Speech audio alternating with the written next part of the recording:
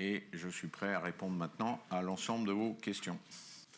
Bonsoir, Thierry Dubois pour Aviation Week. J'aurais des questions sur les Falcon, s'il vous plaît. Combien de Falcon 6X avez-vous mis en service pour l'instant? J'aimerais savoir, vous disiez que vous parliez du niveau de livraison et des commandes un peu faibles. Qu'est-ce qui serait pour vous des niveaux satisfaisants en livraison et commandes? Et dernière question, s'il vous plaît, pouvez-vous donner un exemple dans les problèmes de supply chain que vous avez évoqués qui ralentissent la production des Falcon? Merci. Alors sur le 6X, on ne donne pas les chiffres, mais on a commencé à livrer il y a un an à peu près, un peu plus d'un an. Et donc, par exemple, dans ce premier semestre, dans les 12 avions qu'on a livrés, il y a un certain nombre de 6X, la moitié à peu près. Hein. Donc vous voyez que le 6X monte réellement en puissance, ce qui explique d'ailleurs la baisse de cette marge opérationnelle compte tenu du facteur de décroissance. Le bon niveau, je vais vous dire, un PDG veut toujours plus. Hein. Donc le plus on pourrait livrer d'avions, le mieux c'est. Le plus on pourrait prendre en commande, le mieux c'est. Je dirais que si on pouvait déjà, dans le contexte actuel un petit peu difficile, livrer nos 40 avions cette année, je serais déjà un PDG assez content, parce qu'on aurait tenu notre objectif, et poursuivre comme ça le temps que cette montée en puissance du 6X prenne, que le 10X arrive, pour reconsolider la famille Falcon. Voilà. Donc 40 avions serait un bon profil. Mais on peut soutenir la société avec un peu moins de livraison, dès lors qu'on livre plus de Rafale en potentiel. Sur la deuxième question, c'était, pardon... Ah, supply chain. Alors, dans la supply chain, je vais réexpliquer un petit peu. Vous avez les problématiques en amont et vous avez les problématiques à la fin de la chaîne. On a réglé depuis 2-3 ans, petit à petit, mais il en reste encore des problèmes, des problématiques de chaîne en amont. C'est-à-dire, pour fabriquer une voilure, pour fabriquer un fuselage, vous avez besoin de tout un tas de, pas de bigailles, mais de pièces qui, de temps en temps, manquent. Et moyennant quoi, vous mettez en retard les livraisons de fuselage, ou vous mettez en retard les livraisons de voilure, et ça se retrouve à la fin de la chaîne. On est en train de régler ces problématiques-là. Il reste des sous-traitants. Je ne veux pas les citer pour les jeter en pâture, mais il y a des sous-traitants, vous pouvez en entendre parler, qui ont des difficultés à livrer, d'autres qui ont des difficultés à survivre. Et on les retrouve au tribunal de Nanterre. Bon, là, c'est confidentiel, on ne peut pas vous en parler. Quand on est au tribunal, qu'est-ce qu'on fait? Avec les autres maîtres d'œuvre, il faut trouver un plan avec celui qui redresse judiciairement la société, trouver un plan, trouver un manager qui est prêt à prendre et avancer de l'argent, mettre de l'argent pour être sûr que la société ne s'écroule pas. On a encore des cas comme ça aujourd'hui. Donc on voit bien qu'il y en a de moins en moins, mais c'est toujours le cas. Je suis régulièrement appelé par... oui, mais alors, telle société va être rachetée par quid un Américain, quid... un autre étranger, est-ce que, etc., ça va gêner? Non, ça ne gêne pas. Hein. C'est-à-dire que quelque part, sous réserve de vérifier que celui qui rachète garde des productions en France, respecte les contraintes qu'on impose pour la sous-traitance de nos avions, ça marche. Mais ça prouve quand même qu'il y a encore des problématiques de BFR, d'arriver à passer le cap, même si le carnet de commande est rempli. Donc on essaye d'améliorer la transparence qu'on a vis-à-vis de nos fournisseurs en leur disant, voilà, si je prends le Rafale, on est sûr d'avoir des livraisons jusqu'à, etc. On vous passe commande déjà pour 2 ans, mais en réalité, vous savez très bien qu'il va y avoir du travail pour les 5-6 années à venir. Donc ça les rassure. Il n'empêche qu'on leur passe des paiements, hein, on leur fait des down payments. Mais malgré ça, il faut qu'ils remboursent le PGE, ils continuent à moderniser leur société dans le numérique, etc. Et certains ont du mal voilà, encore une société qui dit moi j'arrête de payer les salaires en août. C'est aussi simple que ça. Bon, donc c'est toujours encore une bagarre dans les chaînes amont. Après, on prend la deuxième partie qui est l'assemblage final. L'assemblage final, le jour où vous rentrez en assemblage final, il faut qu'il y ait tout pour que vous teniez vos cycles, pour que vous soyez capable de livrer. Et là, il manque toujours quelque chose. Et deuxièmement, le fait que certains soient défaillants a complètement perturbé les cycles, moyennant quoi, d'un côté, vous faites des stocks, parce que vous avez commandé normalement, vous êtes à l'heure, etc., etc. Et de l'autre côté, comme il y a un retard, vous n'arrivez pas à évacuer vos stocks, etc. Donc vous pouvez le voir, pour ceux qui sont des spécialistes des comptes, nos stocks en cours grimpent, bon, voilà, indépendamment de... Voilà. Donc tout ça est en cours de... On a aussi ces problèmes-là chez les autres avionneurs. De temps en temps, on règle les problèmes ensemble parce qu'on a les mêmes sous-traitants. Il y a un ramp-up chez Airbus, il y a un ramp-up chez Dassault pour le Rafale. Donc ça met sous tension cette supply chain qui a quand même été très, très affaiblie pour le Covid. On est tous à se dire le Covid c'est derrière. C'est pas complètement derrière nous. Voilà. Donc je pense qu'il va y avoir encore des perturbations pour 1 an ou 2. Ce qui explique que c'est difficile de livrer. Malgré tout, comme je l'ai dit, on garde nos ambitions pour 2025, c'est-à-dire livrer 25 Rafales, ce qui grosso modo veut dire qu'on va avoir une cadence 2 de livraison, là où je suis en train d'atteindre la cadence 4 en amont, c'est-à-dire toutes les pièces primaires, tous les assemblages, on est en train de monter à cadence 4, mais on n'est encore qu'à cadence 2 en livraison. C'est pas très grave parce que les livraisons à venir, des 2 années à venir sont à peu près de cet ordre-là, mais après il faudra monter en puissance dans les années avant 2030. Voilà. Fortement jusqu'à cadence 4, y compris en livraison. Si d'autres contrats arrivaient, on les prendrait quand même, je vous rassure, on ne sera pas à refuser des contrats, et on a regardé à pouvoir passer à cadence 5 si besoin était autour de ces années 2030. AFP Olga Nedbaeva. J'ai une question sur le SCAF. Vous avez récemment évoqué la possibilité d'un retrait si la France ne retrouvait pas un leadership plus clair dans le projet. Que faudrait-il faire pour que Dassault reste engagé à long terme dans le projet, dans ce programme? Voulez-vous bien 80% du travail industriel au lieu d'un tiers actuellement? Et est-ce que le gouvernement vous soutient? Je vais corriger votre impression. Nous ne demandons pas 80% du travail. C'est pas du tout la revendication de Dassault. C'est parti dans la presse partout. Je ne veux pas faire un communiqué de presse pour dire que c'est pas vrai. Mais il y a eu un audit pour regarder quelle est l'efficacité de la manière de coopérer en ce moment. Donc cet audit est dans les mains des officiels français et je suppose allemand et espagnol. On a parlé au leader qui est la DGA pour dire voilà ce qu'il faudrait faire pour améliorer la gouvernance. Je rappelle que quand on avait une gouvernance neurone, c'est-à-dire à 6 pays, pas à 3, on ne faisait pas 80% du travail. On faisait notre part de travail normal et on est tout à fait prêt à sous-traiter et à donner du travail noble. Je me rappelle sur le neurone, on a donné les voilures, qui sont en général la partie la plus noble de l'avion. Les voilures étaient faites par Saab, par exemple. Donc ça n'a posé aucun problème. Là, la question qui se pose et que je pose, pour l'efficacité non pas uniquement de la partie française, mais pour l'efficacité du projet, qui est à 3 pays, c'est quel est le produit industriel dans le monde efficace dont il n'y a pas un vrai leader désigné, où il y a 3 co-co-co. Comment, moi, je peux, Dassault Aviation, avoir un leadership alors que j'ai en face de moi quelqu'un qui pèse 2 fois plus? Pas en termes de taille de société, mais en termes de travaux. Comment on peut assurer sa maîtrise d'œuvre si le choix des sous-traitants en France, en Espagne et en Allemagne, je n'y ai pas le droit? Ça passe par ce que va décider Airbus en Allemagne ou ce que va décider Airbus en Espagne. Je pense que ce n'est pas la bonne méthode pour faire voler un avion, pour être dans une ambition. D'autres pensent que c'est la bonne méthode. Ils le disent d'ailleurs très, très, très clairement. C'est la méthode Eurofighter. Bon, nous, on n'est pas dans la méthode Eurofighter. On est dans la méthode soit Rafale, on fait tout seul. Ça, on sait à peu près faire. Quand je dis tout seul, il y a 500 entreprises autour de nous. Il y a Thales, il y a Safran, parce qu'il n'y a pas que l'avion. Il y a les moteurs, il y a l'électronique. Mais grosso modo, on sait faire. Soit on fait à la méthode Neurone, pour faire un démonstrateur, à 6 pays, avec 6 entreprises qui étaient dans le tour de table, mais avec des tâches bien identifiées et un leadership bien identifié. Voilà la question que j'ai posée. C'est caricaturé pour dire Dassault demande 80%. Non, Dassault ne demande pas 80%. Donc, qu'est-ce qu'il faut faire?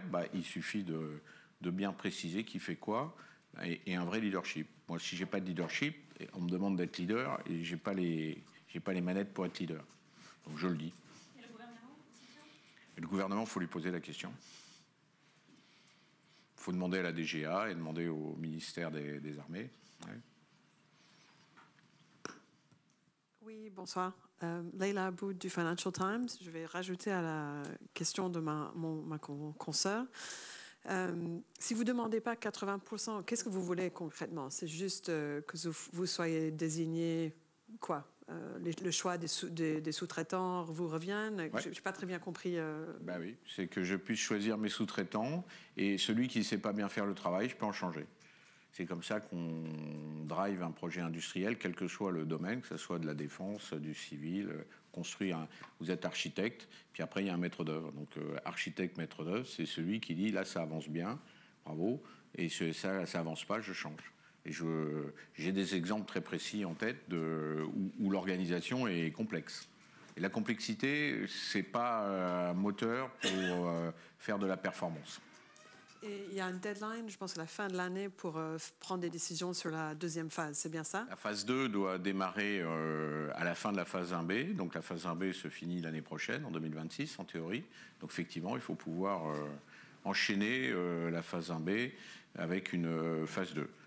Et je le dis très clairement, nous, chez Dassault, on est très favorable à faire un démonstrateur de NGF. C'est le but de tout avionneur d'arriver à... Mais le faire bien. On aime bien faire bien les choses. Et vous êtes toujours prêt à quitter le projet si ça ne marche pas? Mais ce n'est pas un problème de quitter, c'est un problème de savoir s'il continue ou pas. C'est un peu la même chose. Hein? Non, ce n'est pas tout à fait pareil. Bon. Oui, merci. Niklas Abouji de la Frankfurter Allgemeine Zeitung. Juste, alors, est-ce que vous avez sur le SCAF l'impression qu'il y a un certain rapprochement dans les négociations avec Airbus? Et deuxième question, la perte d'un Rafale indien fait beaucoup de bruit, notamment dans la propagande chinoise. Comment comptez-vous rassurer le public et vos clients que le Rafale est encore suffisamment performant pour résister au système chinois dans l'avenir? Je pense que ça arrange beaucoup de monde de croire que le Rafale n'est pas performant. Et ma réponse est presque inclue dans votre question. Moi, je vois que la sanction, elle est simple. Les Indiens continuent à m'acheter des avions. Et c'est ce qu'ils disent à leurs collègues. Ils n'ont pas eu envie de communiquer parce que c'est des opérations militaires, c'est leur problème. Mon problème n'est pas de rassurer le grand public. Mon problème est de servir mes clients. Et le Rafale est tout à fait... capable aujourd'hui, et vous allez le voir, il y a des commandes qui vont continuer à tomber. Donc c'est ça la sanction. La sanction, c'est est-ce que d'un seul coup tout le monde s'arrête d'acheter ou est-ce que les gens vont continuer à acheter? Ben, vous allez voir. Ça répondra à votre question. Et sur le SCAF, est-ce qu'il y a un certain rapprochement avec Airbus? Le rapprochement, non. Il y a du travail dans la vie de tous les jours. Il y a une opposition de style. Et ils admettent que Dassault est leader, mais que toute décision doit être prise à 3. Et que la démocratie doit s'imposer, c'est-à-dire à 3, on vote 2 contre 1. Je ne suis pas d'accord avec ça. Et ce n'est pas un problème de... C'est que citez-moi un seul exemple de projet ambitieux, industriel dans le monde où il n'y a pas un leader qui reçoit un contrat et qui a des obligations. Moi, si on me dit que j'ai aucune responsabilité et que je suis leader et qu'il faut que je demande à mes partenaires, il n'y a pas de problème. Si les États décident qu'il n'y a pas de responsabilité, personne n'a de responsabilité et c'est la cogestion, il n'y a pas de problème. Ça peut durer 20 ans, on peut dépenser des milliards, on sera très content. Hein. Il n'y a pas de problème. Mais si on me donne des objectifs, je veux pouvoir dire que je saurai tenir les objectifs pourvu que je sache piloter le programme. Bonsoir, Hélène Chachati pour BFM Business. Revenir un peu à l'aviation d'affaires, est-ce que vous pourriez nous faire un petit état des lieux du marché dans ce contexte d'incertitude commerciale et géopolitique? Qu'est-ce que vous observez sur votre propre dynamique? Et est-ce que vous pourriez nous détailler dans l'hypothèse où les droits de douane vont être appliqués à partir du 1er août, ce que ça impliquerait? Est-ce que vous avez déjà fait des hypothèses, notamment au regard de votre atelier de finition à Little Rock, sur qui va payer plus ou moins les droits de douane? C'est très simple. D'abord, on est dans une phase où on passe à une nouvelle gamme, avec l'arrivée du 6X, avec bientôt l'arrivée du 10X. On est dans cette phase intermédiaire. Donc c'est toujours une phase délicate parce qu'il faut être à l'heure, il faut être capable de... Voilà, c'est tout un changement quand même assez important. Là où les droits de douane nous embêtent, c'est que si vous voulez, c'est connu, hein, la compétitivité elle est meilleure aux États-Unis qu'en France ou en Europe. Là aussi, on veut toujours comparer la France à l'Allemagne, c'est pas le sujet. Le sujet, c'est de comparer l'Europe avec les États-Unis et un jour comparer l'Europe avec la Chine. Ça sera encore plus difficile. Donc cette compétitivité, elle est déjà en faveur des États-Unis. On est bien placé pour le savoir.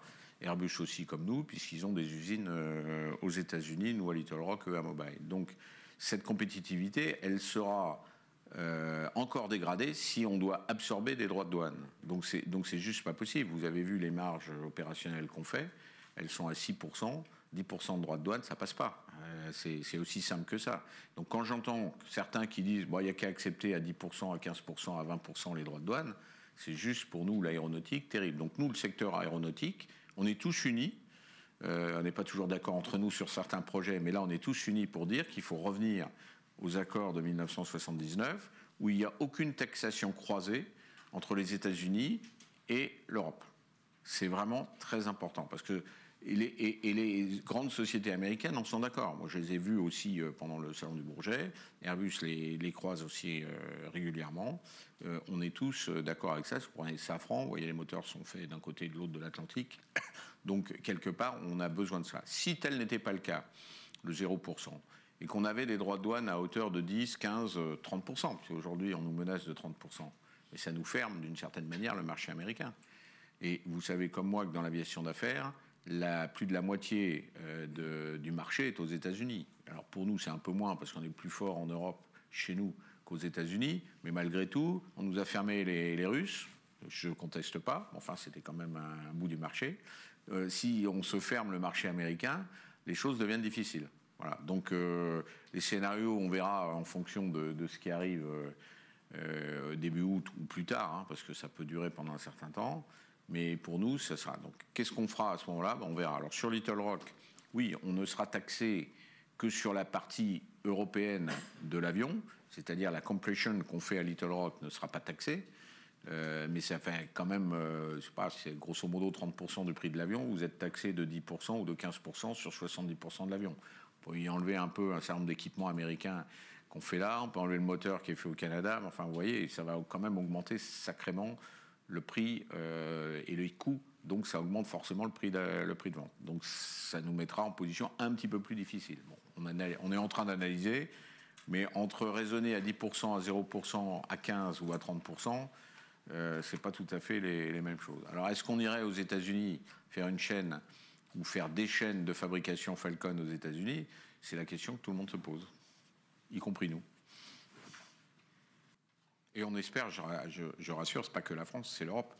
J'espère que l'Europe va se battre, parce que moi j'entends dire que l'Europe est forte, que l'Europe est unie, que l'Europe c'est l'avenir de demain. Ben, on va voir. Si vous vous rappelez, je suis comme saint Thomas, hein. J'aime bien voir les choses. On verra si l'Europe est forte. J'espère qu'elle est forte. Sur le SCAF, la Belgique a déclaré dans sa nouvelle stratégie qu'elle voulait demander sortir du statut d'observateur pour devenir un membre à part entière. Alors j'ai deux réponses. Soit je suis désagréable, soit je ne suis pas désagréable. Si j'étais désagréable, je dirais, comme je suis plutôt un diplomate, c'est bien connu, si elle renonce à acheter des F-35, elle est la bienvenue. Si j'étais pas diplomate, je dirais, elle se fout de notre gueule.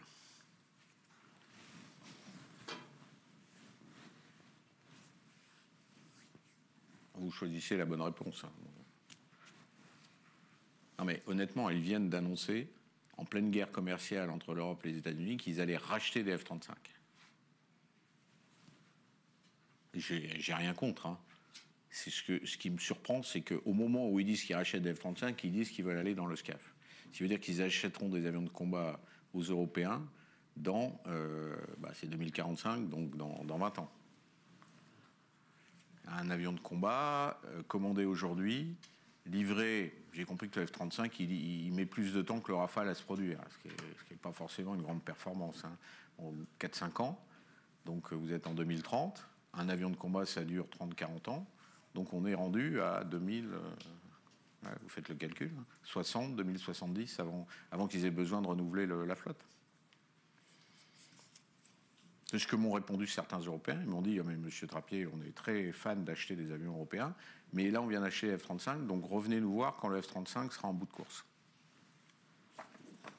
Donc ça, c'est presque plus honnête.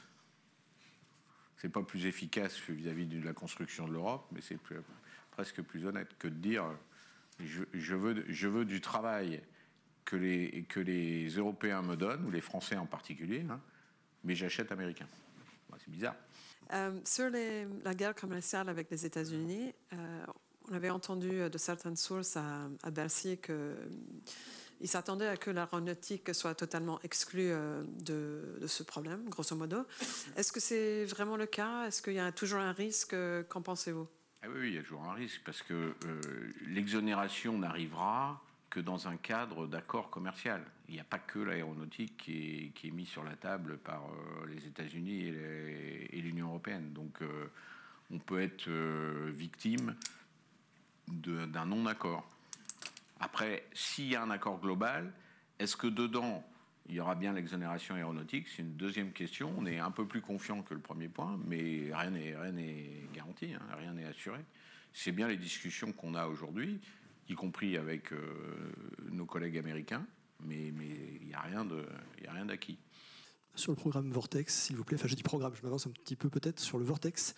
Est-ce que vous aimeriez que le Vortex devienne un programme de l'Agence spatiale européenne, dans le sens où ce serait un programme qui s'européaniserait comme le moteur Prométhée est devenu le moteur Prometheus? Est-ce que vous aimeriez que ça devienne un programme ESA, avec des contributions des différents pays membres, etc.? La réponse est oui. On démarre en franco-français parce que c'est un petit peu la règle. Il faut d'abord débuter un peu dans son propre pays pour ensuite pouvoir obtenir des soutiens un peu plus européens. On a débuté des discussions avec l'agence spatiale européenne il y a quelques années déjà, et on butait plutôt sur la problématique franco-française. Donc on a passé le cap de cette problématique franco-française, tant mieux. Ce qui veut dire que d'abord l'agence spatiale européenne c'est vraiment été très heureuse de cette décision française sur le Vortex. Le projet qu'on leur propose, qui est un projet à plusieurs étapes sur du long terme, ils y sont tout à fait favorables, et donc on espère pouvoir obtenir leur soutien et des contrats de la part de l'ESA dès l'année prochaine. Donc oui, la réponse est oui. On va chercher des partenaires, bien sûr, hein, on ne va pas rester seul. Y compris en Allemagne, hein, on n'a rien contre les Allemands, bien au contraire.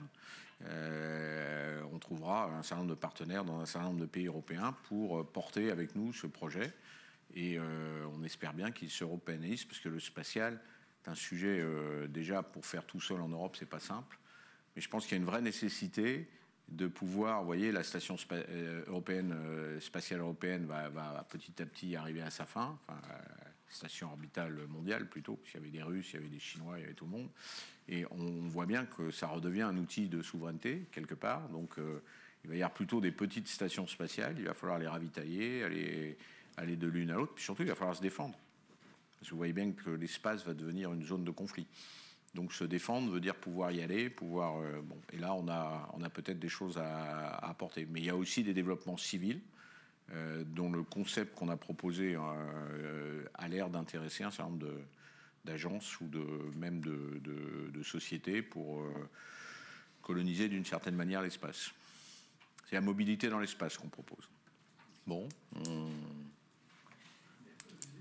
jamais 203, c'est la dernière. Merci, je ne veux pas abuser, mais j'ai plein de questions, merci. Sur le Falcon 10X, s'il vous plaît, quelles sont les prochaines grandes étapes? Est-ce que vous pouvez nous donner une période pour le premier vol? Et est-ce que vous pouvez nous citer une avancée qui vous tiendrait à cœur, une avancée que vous estimez particulièrement importante, d'une part dans le cockpit, dans le poste de pilotage, et d'autre part dans la cabine passager? Alors, on ne donne jamais la date de premier vol, c'est une superstition, donc vous le verrez quand il aura volé, on vous le dira, on fera un communiqué.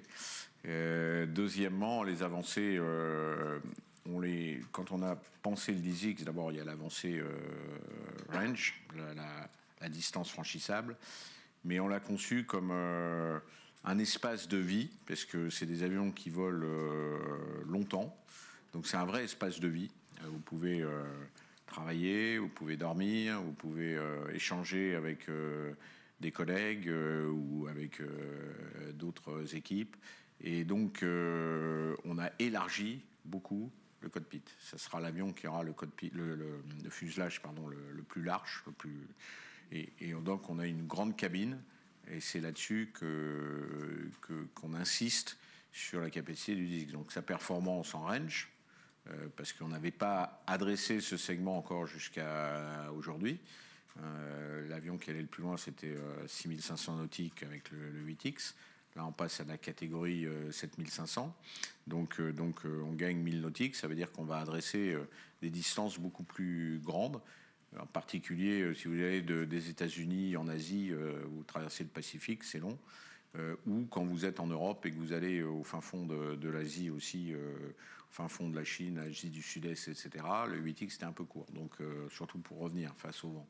Donc le 10X adressera ça, mais en plus, c'est pensé comme un espace de vie, donc d'efficacité, de se reposer, de travailler, de dormir, de pouvoir arriver à destination, tout en gardant les capacités de vol d'un Falcon. Devant, le cockpit, s'il y a des améliorations habituelles, on vous fera les briefings pour ceux qui le souhaitent sur ces améliorations du cockpit, comme d'habitude. Mais là, on suit de plus en plus les recommandations de l'EASA et même les directives de l'EASA, parce que comme vous le savez, chaque fois qu'il y a un crash, les consignes sont de plus en plus difficiles. Donc, les accidents successifs de Boeing ont renforcé les contraintes de certification, et c'est ça qui aussi guide le timing de l'avion, de sortie de l'avion. Bon, écoutez, je vous propose de mettre fin à cette conférence de presse. Merci d'être venu. La prochaine, ça sera pour la publication des comptes annuels, quelque part fin février. Voilà, et puis pour ceux qui vont en vacances, bonnes vacances. On va en avoir besoin pour septembre, parce qu'il y a un certain nombre de challenges qui nous attendent, français, européens et mondial, avec les droits de douane. Donc on ne va pas s'ennuyer. Merci et bonne soirée.